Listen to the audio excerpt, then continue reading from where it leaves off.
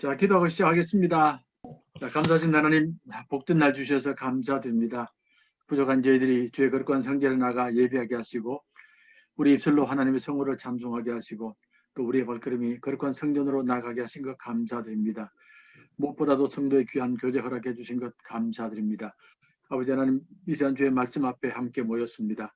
성령께서 같이 해주시옵시고, 우리 모임들이 정말 말씀에 은총이 넘치는 모임 되게 도와주옵시고, 또 각자의 삶 속에 주시는 하나님 음성을 듣는 귀한 시간 되게 도와주시옵소서. 예수님 이름으로 기도합니다. 아멘. 아멘. 오늘은 자료가 굉장히 많습니다. 네.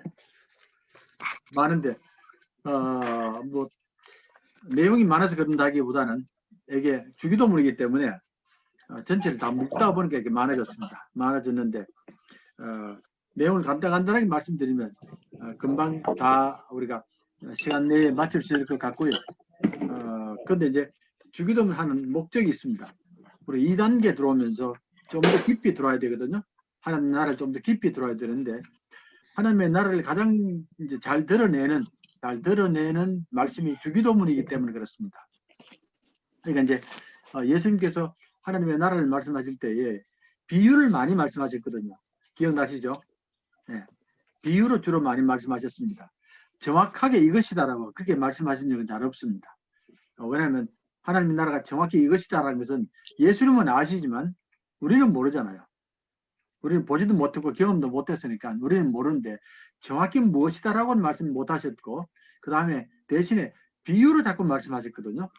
하나님의 나라는 씨 뿌리는 비유와 같다, 겨자씨 비유 같다, 누룩 비유 같다, 비유를 자꾸 말씀하시는데 그걸 가지고 우리가 이제 상상하라는 겁니다. 하나님이 이렇다고 상상하라고 그렇게 말씀하셨는데, 이런 가운데서 가장 그래도 깊이 있게 말씀하신 게 주님의 기도문이 그렇습니다.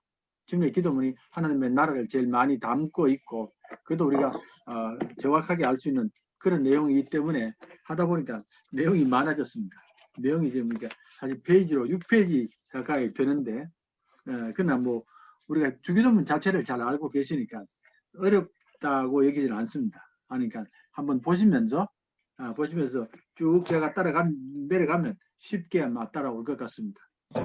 자, 먼저 보면 제일 먼저 보면 주기도문은 하나님의 나라 메시지의 요약이라 그랬습니다. 그러니까 하나님의 나라의 메시지의 요약이기 때문에 중요한 것은 다 담겨져 있다 그 말이거든요. 그래서 이것을 잘 이해할수록 하나님 나라를 깊이 알게 되고, 또 우리도 이렇게 기도할 수 있다 그 말입니다.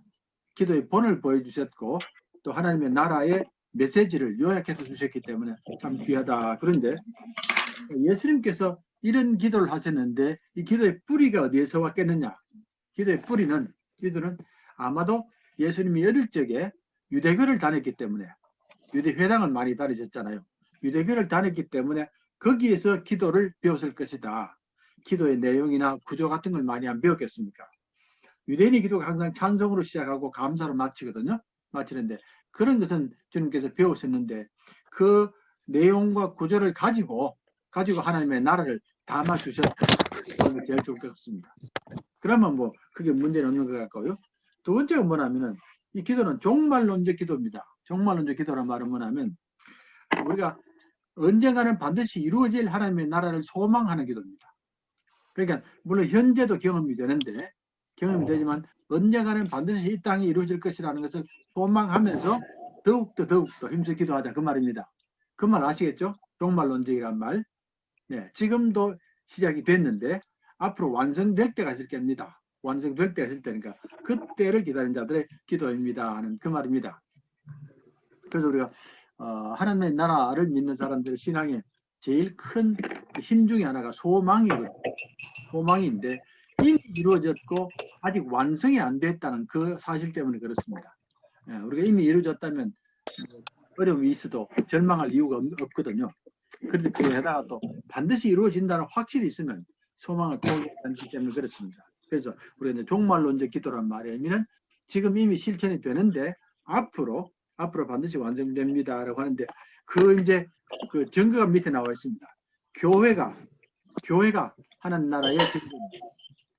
교회가 제일 큰 증거인데 교회는 이미 하나님 나라가 이루어진 것을 우리가 경험할 수 있는 장소이고 또 앞으로 하나님 나라가 교회를 통해서 이루어지기 때문에 교회가 그렇게 되는 게입니다. 그러면 이제 우리 예수 믿는 사람들은 잘 모를지 몰라도 안 믿는 사람들이 볼 때는 교회에 와서는 정말 이게 어떤 면에서 충격을 많이 받아야 되는 게입니다. 교회에 와서는. 왜냐하면 세상과 전혀 다르잖아. 전혀 다른 세상의 모습이 나타나면 아 이거 정말 하나님 나라가 여기가 하나님 나라구나 알게 되는 게입니다. 그래서 이제 우리가 새로운 사람이 올 때에 그들을 대하는 자세나 우리들의 관계나 우리들의 모습들이 하나님 나라를 증가하는 그런 도구가 되어야 된다. 그런 뜻입니다. 그 다음 두 번째가 뭐냐면 성령입니다. 이미 교회 안에 성령의 역사가 나타나고 있거든요. 성령의 역사는 종말론적인 사건입니다. 마지막에 성령이 모든 걸 완성하시는데 성령이 이미 우리 안에 나타나 있습니다.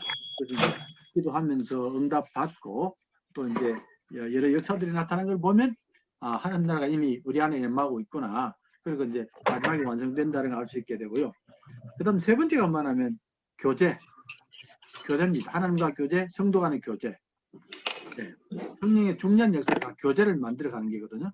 교제라는 말은 이제 우리가 그 영어로 펠로우십 그러지 않습니까? 펠로우십이라는 말인데 성도 간에 함께 모였을 때 그 모임의 모습 서로 존중하고 서로 사랑하고 서로 아껴주고 하는 이런 교제가 성령의 큰 역사입니다. 역사이니까 이런 것들이 바로 하나님의 나라가 지금 실현되고 있는가를 깨닫게 만드는 겁니다. 우리가 이제 주일날 예배할 때에 항상 염두에 둘 것은 뭐냐면은 우리만이 좋은 건 아니고 안 믿는 사람이 들어왔을 때에 정말 그 사람이 이곳에서 하나님의 나라를 볼 수 있느냐를 생각해야 되고요. 그래서 우리 안에서의 모습이 하나님 나라를 증거하는 그런 모습이 되는 게 중요합니다. 그 다음에 이제 그 밑에 보면 마지막에 이루어질 새하늘과 새 땅의 실체거든요.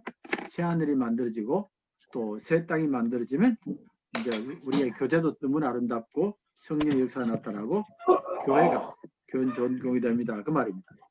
물론 교회는 여전히 세상 안에 있기 때문에 죄는 경험합니다. 우리가 아무리 성령의 역사를 경험해도 아직 죄가 있기 때문에 우리 안에서 죄가 있는 건 사실입니다. 일단 주기도문 여러분이 뭐냐면은 대개는 주기도문을 분별 없이 사용하는 게 문제입니다. 주기도문을 아무렇게나 사용하는 게 문제고 누가 기도할지 모를 때 사용하는 것 아시죠? 모임을 맡을 때 기도가 마땅치 않으면 주기도문하고 맡읍시다. 그런데 이렇게 주기도문을 쓰는 건 아닙니다. 이게 예수님의 하나님 나라 메시지의 핵심인데 그렇게 하는 건 아니고 또 하나님을 아버지라고 부르니까 사람들이 자꾸 하나님을 남성으로 생각하는 경우가 있습니다. 남성으로 생각하는 경우가 있는데 이게 이제 그 보수 진영 쪽에서는 자꾸 하나님을 남성으로 말하거든요. 하나님을 남성으로 말하는 것은 아주 잘못된 생각입니다. 하나님 아버지라고 하는 것은 아버지의 속성을 말하는 게지 하나님이 남성이다 여성이다 이래버리면 다시 하면 이제 교회가 마치 남자 위주로 되는 이런 모습이 나오거든요. 그런 건 아닙니다 하는 거 말씀드리고요. 자, 주기도문의 초기 형태는 성경에 2개의 주기도문이 있습니다. 누가복음 11장이거든요. 우리가 마태복음 6장은 잘 알고 있습니다. 우리가 지금 쓰는 게고 누가복음 11장이 하나 더 있습니다. 더 있는데 조금 짧게 있습니다. 좀 짧게 있는 게 있거든요. 있는데 마태는 7개의 탄원이 있습니다. 이름이 거룩히 여김을 받으시고 나라가 임하옵시고 하늘에서 이루어진 것처럼 이렇게 이런 탄원하는 게 7개가 있고 그 다음에 누가는 5개 탄원으로 되어 있습니다. 5개 되어 있는데 위에 영광송이 없고 이런 말 나오죠. 어딘지 압니까? 마태는 영광송이 없다고요? 그게 뭐냐면은 나라와 권세와 영광이 영원히 아버지 것입니다. 그게 없다는 겁니다. 그게 없는 우리는 지금 붙어 있잖아요. 붙어 있는데 원래 성경에는 그게 없었다고 그래요. 없는데 뒤에 첨가가 된 겁니다. 첨가가 된 게인데 그 나중에 말씀드릴게요. 예수님의 기도는 그 앞에까지 끝이 나는데 뒤에 마태는 이걸 첨가했습니다. 첨가했는데 그건 이제 좀 있으면 말씀드릴게요. 어쨌든 이제 마태는 7개의 청원하는 게 있고 누가는 5개 청원하는 게 있는데 어느 게 먼저 섞였느냐? 어느 게 먼저 섞였습니까? 누가가? 왜 그렇습니까? 왜 누가가 먼저 했겠습니까? 답은 맞습니다. 답은 맞습니다. 왜 누가가 먼저 섞였습니까? 그거 아시면은 신학자 하시면 되는데 아니 우리가 마태 마가 복음을 보더라도 어떤 게는 같은 내용이 나오잖아요. 같은 내용이 나오는데 조금 다르잖아요. 같은 내용이 나오는데 조금 다릅니다. 그러면 이제 사람들이 말하기를 한 사람이 먼저 서고 한 사람이 뒤에 섰기 때문에 뒤에 선 사람이 조금 달리한다. 그런 생각이 짐작이 들거든요. 드는데 그러면 이제 누가가 먼저라고 한 이유가 뭐냐면은 짧기 때문에 그렇습니다. 네, 누가가 짧아요. 마태가 조금 더 길고. 네.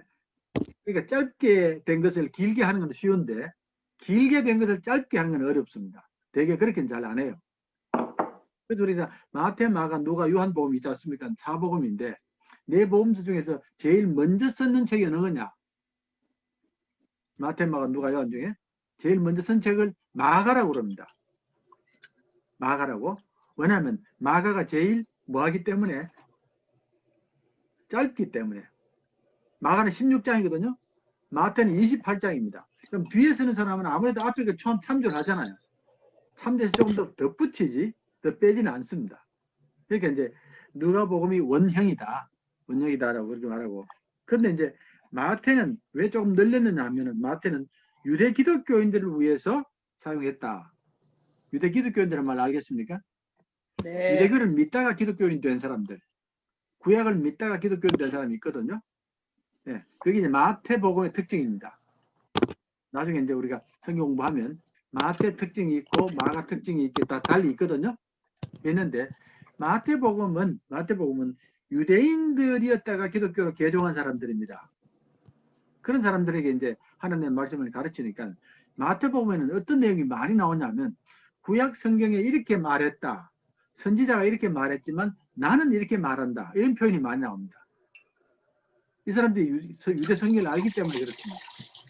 네, 그래서 이제 마태는 유대인들을 해서 이제 썼는데 그래서 이제 조금씩 유대인에 맞게 이렇게 수정을 하기도 하고 또 거기에 그 변형을 시키는 게 아닙니다. 변형이다만 바꾼다는 말이 아니고 조금 이제 표현 같은 거라든지 유대인들이 알 수 있도록 그렇게 변화시키는 게 이제 그런 일이 나오는데 처음에는 주기도가 개인의 기도문을 쓰였다가 곧바로 교회의 기도가 됩니다. 지금 우리가 교회 기도 아닙니까? 그런데 이게 이제 350년에 일어난 일인데 그때부터는 세례 받은 자만 기도할 수 있게 합니다. 주기도문 함부로 못하게 합니다. 그리고 성찬과 함께 제일 소중한 보물이라는 게입니다. 주기도문이. 성찬 못지않게 소중한 보물이고 반드시 두려움과 떨림으로 기도할 기도입니다. 함부로 못하게 합니다. 네, 이건 정말 귀한 기도고 함부로 해서는 안 되는 기도이기 때문에 그래서 이제 그랬다는 또 우리가 생각하면 좋겠고요. 그래서 이제 주기도문의 본래 형태는 뒷장입니다. 본래 형태는 이제 누가가 본래 형태인데 시작을 아버지라고 시작하는 것 때문에 그렇습니다. 예. 시작을 아버지라고 누가복음 11장 하면 성경이 있습니까? 한번 찾아보시겠습니까? 누가복음 12장. 누가복음 11장.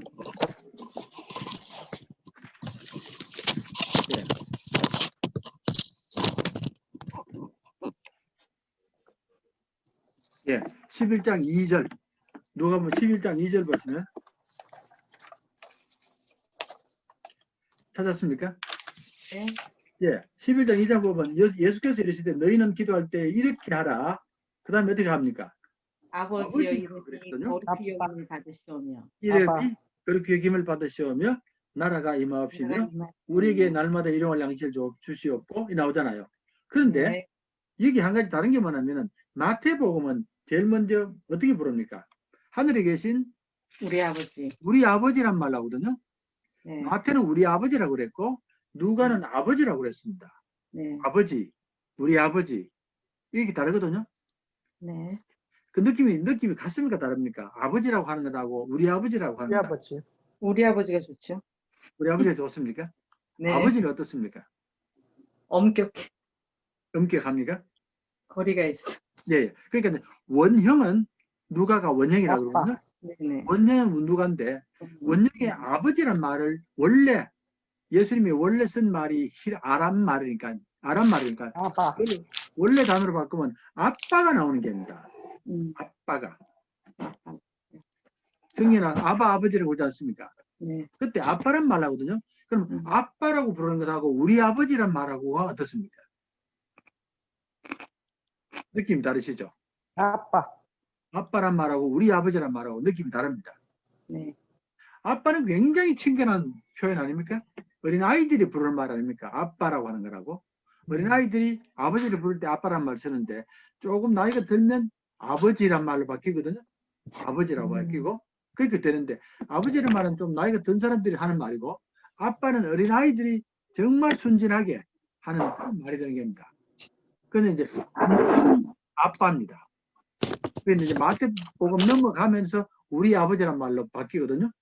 그때는 왜냐하면 교회가 함께 써야 되기 때문에 방금 했지 않습니까? 개인의 기도에다가 교회 기도가 되면서 마태는 우리란 말을 붙이거든요. 그리고 아빠를 아버지라고 붙이고 예, 그렇게 붙이는 겁니다. 그럼 이제 원래대로 하면 아빠란 말이 원형입니다. 자 보십시오. 자, 주기도문의 의미를 보시면 예수님 당시에 대부분의 종교단체들 바리새나 에세네나 요한의 제자들은 기도를 가짐으로써 다른 그룹과 차별을 두었습니다. 우리 그룹이 가지고 있는 기도가 있는 겁니다. 그리고 자기들의 표식과 상징입니다. 네, 기도가 있는 것이 자기들의 표식, 우리 그룹의 상징이거든요. 그렇게 했는데 예수님께서는 예수님의 선포에 대해서 가장 분명하고 요약해서 기도를 주셨습니다. 아까 말씀드린 그게입니다. 하나님의 나라에 대한 요약이거든요. 자, 이제 그 다음에 이제 구단 넘어가면 아빠란 말은 언제 쓰이냐면 구약에서는 14번 하나님을 아버지라고 부릅니다. 하나님을 아버지라고 부르는 아빠란 말을 안 쓰고 아버지라고 부르는데 구약은 선민의 구원 사건에서 주로 이용합니다. 그러니까 이제 하나님께서 이스라엘 백성을 구원할 때에 아버지께서 구하셨다 이렇게 말을 하는 겁니다. 아버지 하는데 아버지란 말은 권위도 표현하고 있고 부드러움도 표현하고 있습니다. 그건 이해되시죠? 아버지의 권위, 아버지의 부드러움도 되는데 그 말은 권위주의적이거나 남성적인 뜻이 아닙니다. 아버지가 권위주의적이라 그런 말 아닙니다. 권위가 있다는 말이거든요. 아버지가 권위가 있습니다. 예, 그건 우리가 권위가 있을 때 존경하지 않습니까? 권위주의적으로 놀면 아빠한테 반항하는데요. 예, 권세를 부리면 반항하지만 아버지가 권위가 있으면 아버지에게 고개를 숙이고 존경하기도 하지 않습니까? 그러니까 이제 구약은 이런 식으로 권위를 가진 분으로 표현을 많이 합니다. 그리고 부드러움은 여자의 속성인데 자비나 돌봄이나 사랑입니다. 라고 하는데 남자. 예예예. 근데 예수님 말씀에는 아버지가 타이틀로 많이 사용되는데 예수님의 입으로 169번 아버지라는 말을 씁니다. 굉장히 많이 쓰시거든요. 아버지요, 아버지라는 말을 쓰는데 복음서에서는 하나같이 하나님을 나의 아버지라고 부릅니다. 나의 아버지라. 아버지라는 말 쓰시는데 예수님은 주로 나의 아버지라는 말 씁니다. 구약은 우리 아버지고 예수님은 나의 아버지고 그렇게 부르거든요. 그런데 하나님을 아빠라고 부르는 것이 예수님의 가장 뛰어난 특징입니다. 예, 나의 아버지를 넘어서서 아빠라고 부르는 겁니다. 아빠라고 부르는데 아빠라는 말은 고민해 보면 아이들과 가정의 언어잖아요. 근데 유대인들에게 가장 친근하고 인격적인 관계를 할 때 아빠라고 부르는 겁니다. 좀 이해되시죠? 유대 백성들이 아버지라고 우리 아버지라고 부르는데 그 다음에 복음서에서는 예수님은 나의 아버지라는 말 많이 쓰시고 한 걸음 들어가면 주기도문에서는 아빠라고 부르는 겁니다. 아빠라고 부르는데 유대교에서 아빠라고 부르는 것은 생각도 못할 일입니다. 이렇게 부르면 안 됩니다. 안 되고 유대인들은 항상 하나님과의 거리를 생각하고 기도합니다. 유대인이 하나님을 아버지라고 부를 때는 항상 우리의 아버지 또는 하늘에 계신 아버지 이렇게 부르지 아빠라고는 안 부른다는 겁니다. 예, 그렇게 부르지 않습니다. 그러니까 이제 유대인들이 예수님이 아빠라고 하는 말 듣고서는 깜짝 놀라는 겁니다. 뭔가 잘못됐다는 겁니다.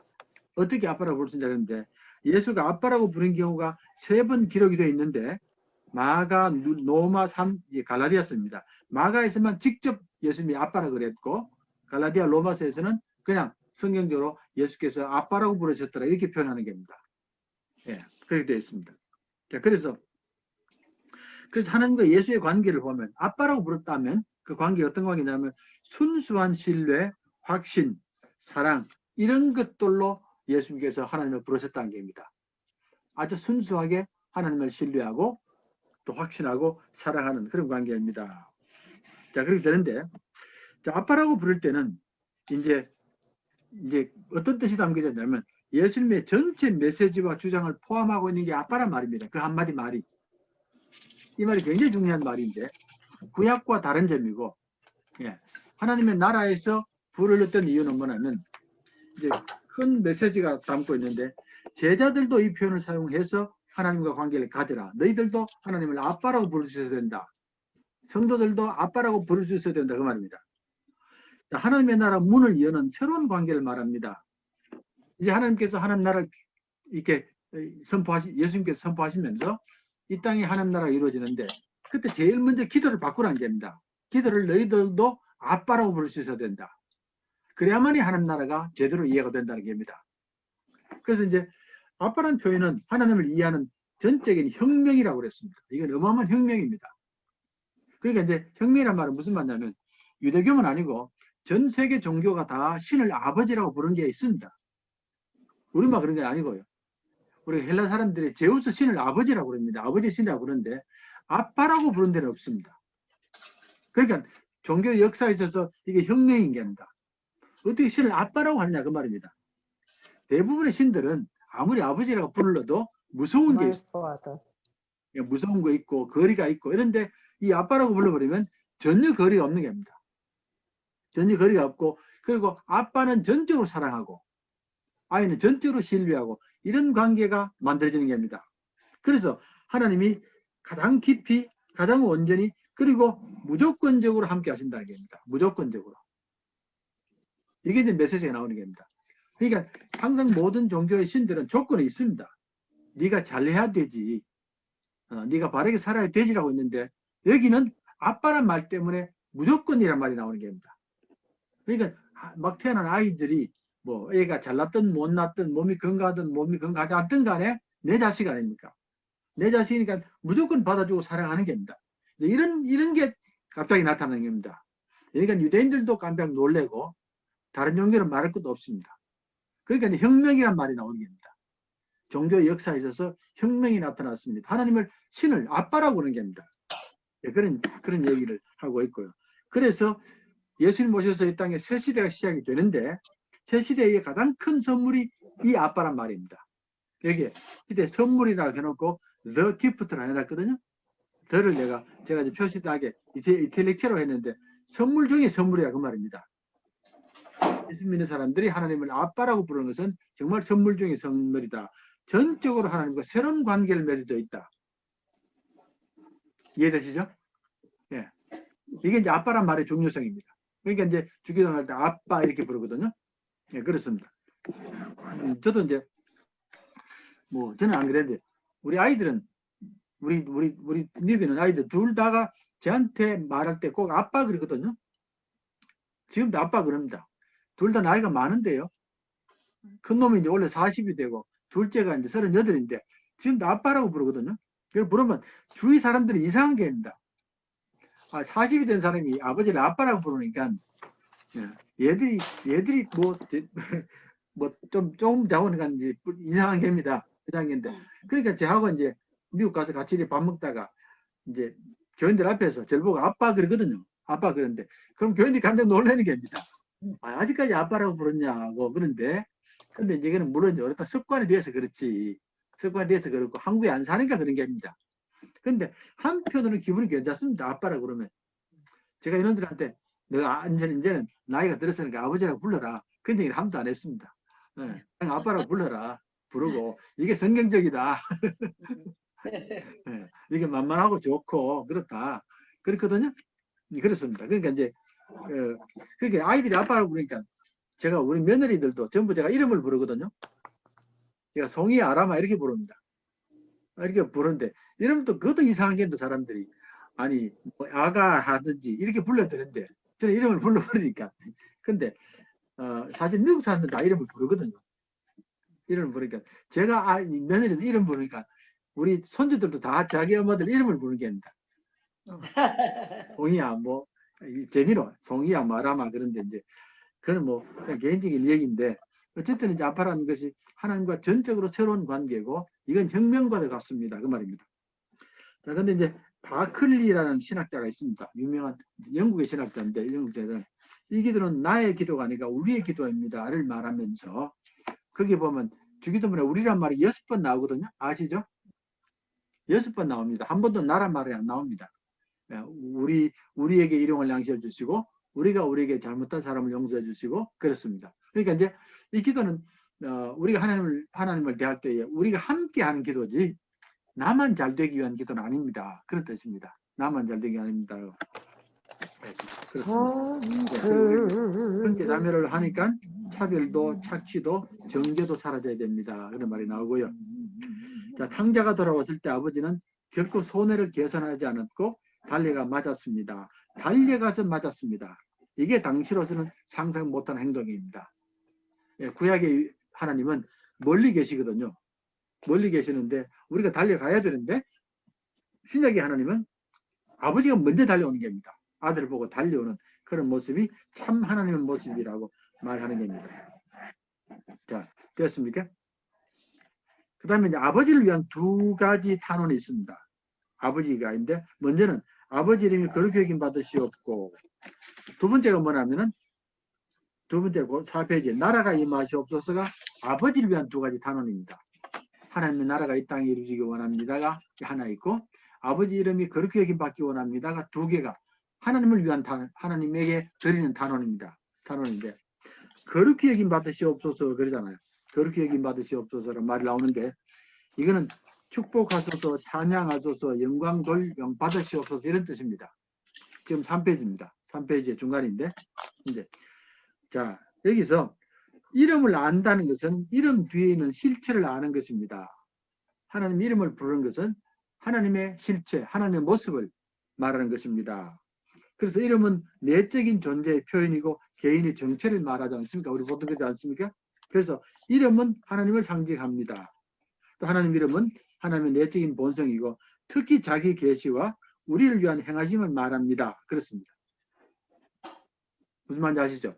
우리가 이름은 내가 이름을 가진다는 것은 나의 나됨을 말해주는 것 아닙니까? 그리고 하나님 이름도 그렇습니다. 그런데 하나님의 이름은 하나님의 본성을 나타내고 하나님의 계시도 나타내고 하나님의 행하심도 나타내는 겁니다. 하나님 이름을 거룩히 여김 받으시옵소서 할 때에 이제 그렇게 하는데 그러니까 이제 하나님의 내적인 성품도 하나님의 자기 뜻을 말씀하심도 하나님 행하심도 말하는데 아빠라고 불러버리면 하나님이 하시는 일이나 하나님의 본성이나 하나님의 계시가 다 드러나는 겁니다. 거기에 하나님을 아빠라고 그러면 그러니까 이제 무슨 말이냐면 우리가 이제 하나님 아버지라고 그러면 하나님의 성품이 조금은 권위적이겠구나 조금 더 근엄하시겠구나 하는 걸 느끼는데 아빠라고 해버리면 하나님이 너무너무 다정한 분이 되는 겁니다. 무슨 말인지 아시죠? 너무너무 다정한 분이 되는 겁니다. 그리고 아버지라고 그러면 관계가 조금은 거리가 있는 관계인데 아빠라고 불러버리면 관계가 굉장히 가까워져 버린 겁니다.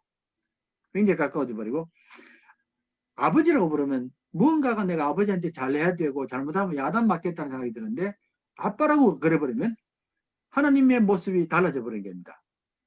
그래서 이제 예수님은 아빠란 말 쓰면서 하나님 이런 분이다. 하나님은 이런 뜻을 가지고 계시다. 하나님과 우리의 관계를 이렇다고 관계를 다 바꿔버린 겁니다. 그 말 이해되시죠?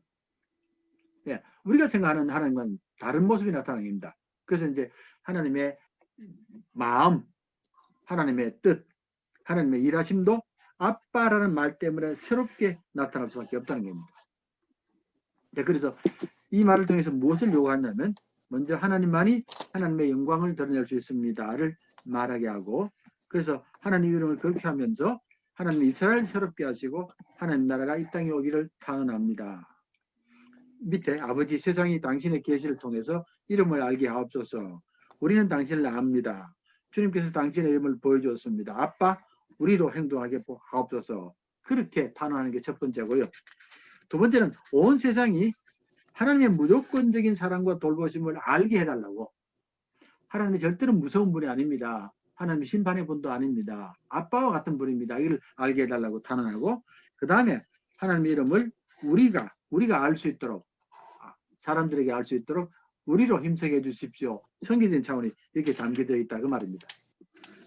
여기까지 이해되시죠? 예. 그 다음에 이제 탄원에 세 가지 요소가 있습니다. 요소가 있는데 뭐 그는 이제 같은 내용입니다. 우리가 점점 하나님을 알므로써 참석하고 감사하게 하시고 전 인류가 교회 선포와 정보로 당신이 우리 아버지고 우리는 형제 자매임을 알게 해주십시오. 당신의 이름과 존재가 온전히 드러나는 날이 속히 오게 하십시오. 그래서 하나님 나라가 최종적으로 올 날을 단언하는 그런 내용입니다. 그런 뜻입니다. 예. 그 다음에 나라가 임하옵시옵소서 나오지 않습니까? 나라가 임하옵소서. 이게 이제 첫 번째하고 두 번째가 긴밀하게 연결되는데 2번 보시면 주님의 탄원은 이 하나님 나라가 최종적으로 이루어지기 원합니다. 그 말입니다. 이미 시작이 됐는데 최종적으로 이 땅에 이루어지길 원합니다. 하나님의 통치가 속히 오게 하옵소서 합니다. 속히 오게 하옵소서 이 말 혹시 들은 적 있습니까? 속히 하나님 나라가 오게 하옵소서란 말 어디에 나오는 말입니까? 네.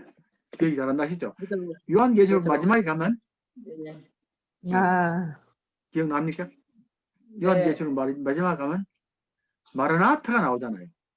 네. 마라나타 어서 주의 오시오. 속히 옵소서. 예, 주의 속히 옵소서 그 말입니다. 이 땅에 마라나타. 속히 오셔서 이 땅을 다시 완전히 회복해 주십시오 한 말이거든요. 자, 그리고 3번 우리도 하나님 나라를 증거하는 도구 되게 하옵소서. 주님도 겟세마네 동산에서 내 뜻대로 마옵시고 했는데 주님은 죽음의 순간에서 하나님 나라가 이루어지길 원합니다. 그 뜻입니다. 자, 그 다음에 이제 또 탄원이 2개 더 나오는데 그건 우리를 위한 탄원입니다. 첫 번째 2개는 하나님을 위한 탄원이고 두 번째 탄원은 우리를 위한 탄원인데 우리를 위한 탄원은 미래가 아니라 현재를 강조합니다. 우리가 지금 현재 죄악된 세상 속에 살지만 늘 하나님의 나라를 증거할 수 있게 도와주십시오. 이 탄원입니다. 이 탄원인데 첫 번째가 뭐냐면 양식 아닙니까? 양식을 달라는 말 아닙니까? 양식 달라는 말인데 자, 첫 번째 단어는 매일의 빵을 달라고 매일매일 양식을 주십시오. 우리에게 일용할 양식을 달라고 하는 그런 기도입니다. 그런 기도인데 자, 음식을 함께 나누는 것은 하나님 나라와 빵의 관계인데 인간관계를 창조하고 새롭게 하는 사건이다. 음식을 함께 나누는 것은 관계를 창조하고 새롭게 하는 것이다. 그 말 아시죠? 예, 낯선 사람이라도 음식을 같이 먹으면 금방 관계가 맺어지게 되고 내 관계가 가까워지고 미워하는 사람들도 음식을 먹으면 그때부터 관계가 많이 풀어지거든요. 새로운 관계 창조되는 겁니다. 그래서 제가 여러 번 말씀드리는데 유대인들에게는 음식 먹는 게 굉장히 중요한 사건입니다. 예, 그러니까 다른 하나님을 안 믿는 이방 사람들이 유대인이 되고 유대 종교를 믿으려고 그러면 여러 단계를 거쳐야 됩니다. 그러니까 처음에 들어와서 율법도 배워야 되고 자기의 도덕적 삶도 다 정리해야 되고 그래도 아직까지 완전히 들어오지는 못합니다. 성전에 못 들어오고 하는데 마지막에 한 단계를 거쳐야만이 성전에 들어옵니다. 마지막에. 그 마지막이 뭐냐면 음식을 같이 먹는 겁니다. 마지막에 음식을 먹어야지 형제 자매가 되는 겁니다. 네, 그래서 음식 먹는 건 굉장히 중요한 차원인데 그러니까 이 유대인들은 죄인들하고는 음식을 먹으면 안 됩니다. 이게 절대로 안 됩니다. 예를 들어서 뭐 도둑놈만 하고 강도들하고 먹으면 안 되는데 예수님이 이 땅에 오셔서 자꾸 그 사람들하고 밥을 먹었거든요. 그러니까 난리가 나는 겁니다. 어떻게 저런 사람하고 밥을 먹느냐. 당신은 유대법을 다 어긴다 그 말입니다. 그런데 이제 예수님은 하나님이 아빠인데 뭘 법을 따지느냐 그 말입니다. 그래서 이제 빵을 주십시오 하는데 이제 이 원본문에는 이 빵이 내일의 빵을 우리에게 주십시오라고 얘기됐다고 그래요. 뜻이 내일의 빵을. 그 말은 이 마지막 종말 때 이루어질 그때 사건을 우리가 지금 경험하게 해주십시오. 마지막에는 우리가 모두 함께 빵을 먹으면서 형제 자매가 될 텐데 그때가 속히 오게 해주십시오 하는 그런 뜻입니다. 그래서 예수님은 식탁교제 안 합니까? 식탁교제는 평화, 신뢰, 교제의 상징이고 이 죄인들 버림받은 자들과 함께 하시고 죄인을 의인의 자리에 두시고 최종적인 날에 해와 하늘의 잔치를 화해와 하늘의 잔치를 기대하십니다. 그 말입니다. 그래서 이제 모든 음식은 하나님의 나라가 임함을 상징합니다. 모든 음식은 하나님 나라가 임함을 상징합니다. 그래서 교회가 성찬을 하는 겁니다. 예, 성찬을 하는 것은 내일의 빵을 나중에 종말에 이루어질 그 하나님의 역사를 오늘 주신 것을 말합니다. 그리고 빵은 홀로 나만 위한 것이 아니라 함께 해야 되고 여기에 정의가 있습니다. 굶주린 자, 억눌린 자를 언급하시는 것은 바로 정의를 말씀하신 것입니다. 그 말입니다. 자, 그래서 이제 우리가 일용할 양식을 주십시오라고 하는 그 말의 의미는 정말 마지막에는 온 민족들이 형제 자매가 돼서 함께 양식을 나누고 식탁을 나눌 텐데 그 사건이 빨리 이 땅에 이루어지기를 원하고 지금 우리 여기에서도 속히 이루어지기 원합니다. 그 뜻을 지금 담고 있는 겁니다. 그 다음에 이제 탄원이 뭡니까? 우리 죄를 용서해 주옵소서 얘기 아닙니까? 죄를 용서해 주옵소서 얘기를 하는데 이제 그게 이제 그 죄를 용서하는 것은 종말에 다 이루어지는 겁니다. 마지막에는 다 이루어지는데 지금도 우리가 우리 안에서 서로 용서하고 용서를 받고 하는 그런 일이 벌어지기를 원합니다. 내가 용서하지 않고 다른 사람을 정죄하는 게 아니고 용서함으로 관계도 회복이 되고 함께 손잡기를 원합니다 하는 게 그렇습니다. 그래서 종말의 시간은 용서의 시간이고 위대한 용서 시간이 이미 우리에게 시작되었고 인간의 용서는 하나님의 용서의 결과입니다. 아빠라고 부른 것은 우리 간의 용서를 말합니다. 왜냐하면 하나님께서 우리를 용서해 주셨고 받아줬기 때문에 그렇습니다. 그런 뜻입니다. 자, 이제 마지막 결론입니다. 우리 마태복음에서는 나라와 권능과 영광이 영원히 하나님 것입니다. 이게 결론인데 실제로 주기도문에서는 우리를 시험에 빠지지 않게 하시고 악에서 구하옵소서. 그게 이제 결론입니다. 결론인데 그 말은 무슨 말이냐면 주기도문에서 유일한 부정적으로 우리 하지 말게 하옵소서라는 게인데 누구나 다 시험을 거칩니다. 어려움을 겪는단 말입니다. 어려움 가운데서도 굳건하게 서야 됩니다. 유혹을 피하는 것이 아니라 하나님의 도우심으로 이기도록 기도하는 겁니다. 예, 우리가 하나님의 도우심을 기도하면서 어려움을 이겨나가고 어려움을 통해서 믿음이 더 든든해집니다. 그 말입니다. 그래서 세 가지 내용이 나오는데 죄악된 것을 피하게 하시고 시련 때에는 믿음을 부인하지 않게 하시고 하나님 나라가 죄악을 이기게 하옵소서라고 그런 얘기를 합니다. 그렇게 그런 뜻이 담겨진 기도입니다. 시험에 들게 하지 마옵소서. 주님의 제자들은 시련의 시간을 겪게 될 텐데 악의 유혹은 이미 하나님의 나라 옴을 의심하게 하고 하나님 나라 경험이 환상이라고 여기고 포기하게 합니다. 악의 세력의 목적입니다. 하나님의 백성들이 하나님 나라를 자꾸 잊어버리게 하고 모르게 하고 환상이라고 속이고 하는 그런 게 쭉 나오는데 어떤 면에서는 이제 전 개인적으로 이런 생각을 하는데 이제 저는 늘 하는 나라를 생각하니까 이제 이걸 귀한 줄 아는데 실제로 교회가 자꾸 하는 나라부터 벗어나거든요. 굉장히 많이 벗어납니다. 우리가 이제 지금까지 교회 목회 철학을 가만히 보면 얼마 전까지만 해도 교회 목회 철학이 교회 성장이었거든요. 교회 성장을 위해서 굉장히 애를 많이 쓴답니다. 그 전에는 축복신앙이 있었습니다. 오로지 예수님께 축복받자는 것도 있었는데 그런 것들이 하나님 나라와 무관한 건 아닙니다. 무관한 건 아닌데 문제는 뭐냐면 하나님 나라 중심이 돼서는 안 됩니다. 축복받는 게 중심이 돼서도 안 되고 교회 성장 중심이 돼서는 안 되는데 의외로 그것들이 중심이 되는 게 문제가 되는 겁니다. 그렇게 보면 오늘 여기 보면 이건 악의 역사다. 예, 악의 역사가 자꾸 교회를 돈에 매달리게 하고 또 성장에 매달리게 하면서 하나님의 나라를 잊어버리게 하는 역사라고 그렇게 생각해 볼 수도 있는 겁니다. 네, 그렇습니다. 그 뒤에는 이제 클레멘트라는 유명한 교회 역사의 초기에 유명한 신학자입니다. 위대한 것을 구하면 너희 작은 것들을 하나님이 보태주신다. 위대한 것을 구하라고 말입니다. 우리의 기도는 항상 작은 나를 중심으로 돌아갑니다. 내 필요, 내가 어려움, 내 소망 항상 나를 중심으로 기도가 돌아간다는 겁니다. 위대한 것을 기도하면 다른 건 다 붙어 들어올 텐데 우리 너무 작은 것을 묻겠다는 그 말입니다. 위대한 것을 구하면 하나님의 놀라운 영광과 나라입니다. 이게 하나님의 나라를 구하면 당연히 내 삶도 우리 가족도 내 직장도 다 저절로 잘 될 텐데 우리는 그건 빼고 너무 작은 걸 구한다는 겁니다. 그렇게 하지 말라고 하는 건데 그 뜻입니다. 됐습니까? 예. 하나님의 위대한 선물들, 생명의 빵, 하나님의 사랑, 그때 우리의 소망도 이루어질 것이다 하고 그런 말이 나오는데 이제 어쨌든 이제 주님의 기도는 굉장히 큰 기도입니다. 큰 기도, 위대한 기도입니다. 위대한 기도니까 우리가 위대한 기도를 하면 하나님 뜻도 이루어지고 우리는 삶이 저절로 따라갈 텐데 우리가 너무 작은 것을 붙들고 있으니까 하나님의 위대한 소망을 잃어버린다는 그런 말입니다.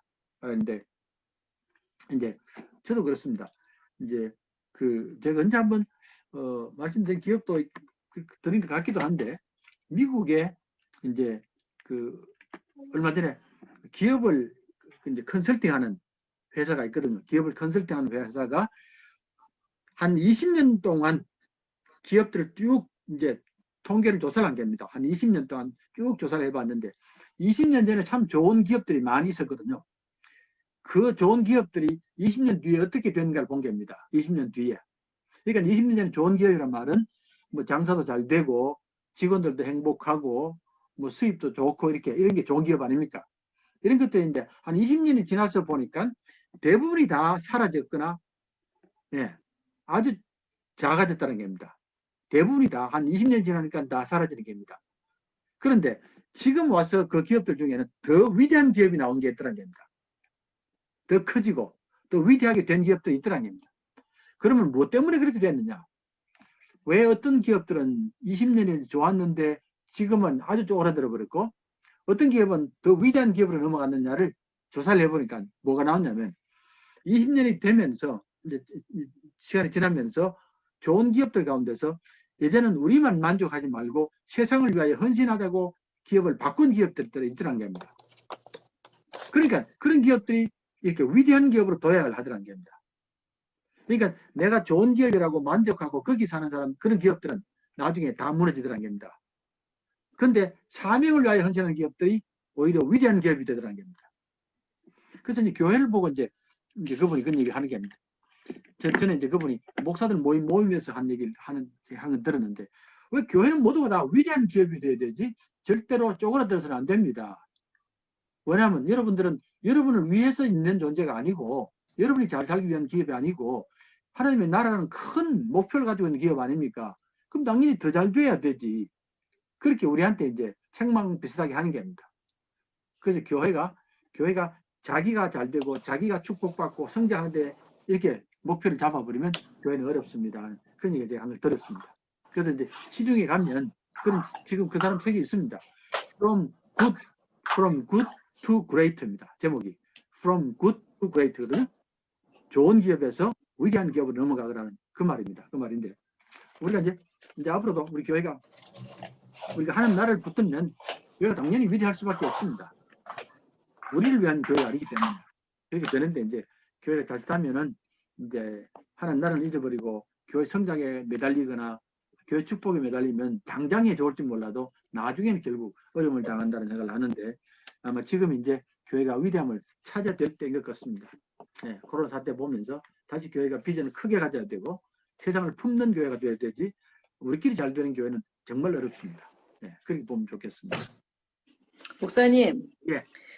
우리가 보통 오늘 이 주기도문을 배울 때 여지껏의 많은 목사님들의 설교나 책자에서 우리에게 일용할 양식을 주옵시며 라는 말에서 정말 오늘 우리가 오늘 하루만 하면 내일은 하나님이 책임져 주시겠다라든지 또는 예. 우리는 많은 것을 요구하지 말고 하루하루를 최선을 다해서 살아야 된다는 그런 의미를 가지고 그거를 그런 의미로 받아들이고 그런 의미로 설교를 이렇게 말씀을 읽거나 또 들은 적이 많은데 예, 예. 오늘 목사님이 말씀하신 말씀은 우리에게 일용할 양식을 주시오며 일용할 양식을 주옵시며 하는 말은 그런 의미가 아니라 아까 말씀하신 대로 음식을 나누는 것, 인간관계를 창조하고 새롭게 하는 것, 즉 오늘의 빵이 아니라 내일의 빵이라고 그러셨잖아요. 예, 내일 예, 예. 하나님이 주시는 다 똑같은 형제자매로서의 빵. 예.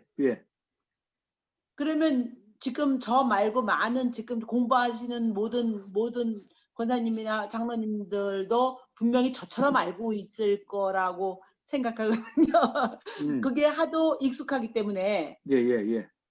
그래서 그거를 조금만 다시 한번 설명해 주셨으면 감사하겠습니다. 물론 이제 제가 이제 주기도문 설교할 때 한번 말씀드렸는데 이제 제일 먼저는 나라를 말했고 하나님의 네. 주권, 그다음에 하나님의 땅, 그다음에 백성을 말했다는 말씀드렸거든요.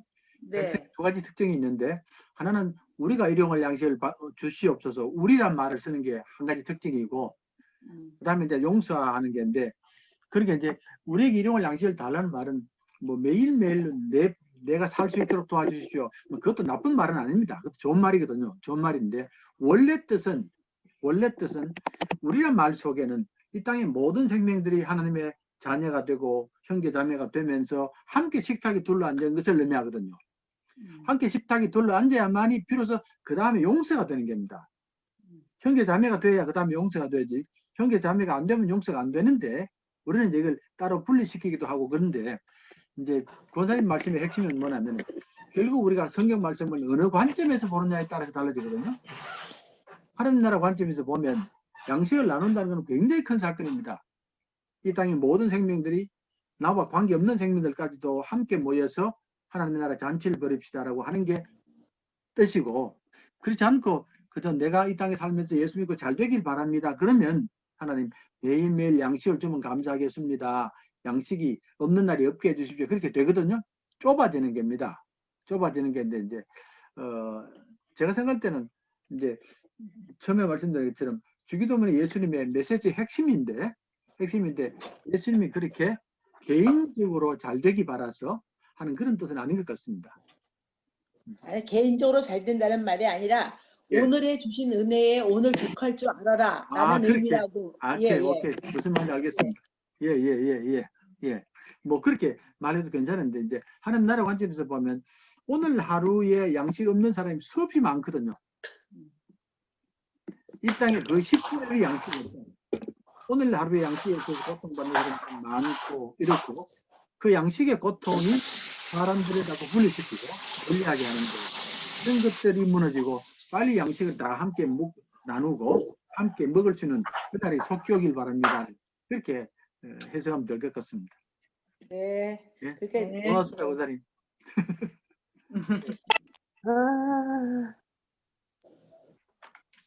자, 수고했습니다. 네, 수고하셨습니다.